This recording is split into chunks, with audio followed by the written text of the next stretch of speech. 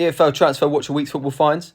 Naturally, it was quiet over the weekend as per usual, but there has been some business done on Monday. Let's have a look at it. Paul Mullen is signed for Wigan Athletic on loan from Wrexham. And look, we probably all know about Paul Mullen. He spent a lot of time at Wrexham, scored a lot of goals, got him up into League One. But I think it's fair to say he's probably reached his ceiling in terms of his own performance and his time at Wrexham. He did have that bad back injury as well, and he did have surgery on it, and that might have affected him. It does actually remain to be seen whether he can perform for Wigan in League One. But his goal-scoring record, particularly at Wrexham, does talk for itself. He's clearly a fantastic player, and he looks like a good acquisition for Wigan.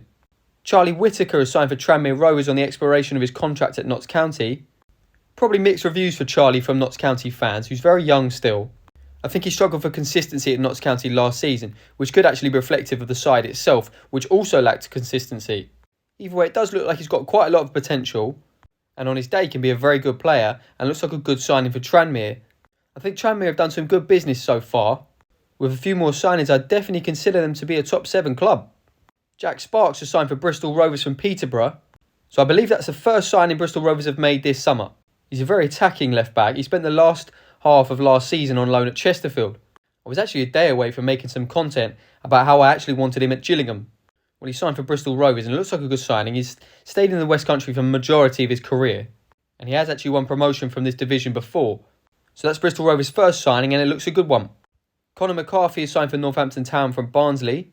I think Conor played on the left-hand side of a back three for Barnsley last season, who naturally did struggle. He's probably seeking more game time at Northampton Town and will probably go into their starting 11. And finally, Jaden Williams has signed for Colchester from Tottenham under-21s. So I know absolutely nothing about Jaden other than a few highlights. And he looks a good player at under-21 levels. But obviously the changeover to League 2 football is completely different. Poorer pitches, a lot more physical, and he'll have far less time on the ball. So when he does need to get on the ball, he needs to be effective.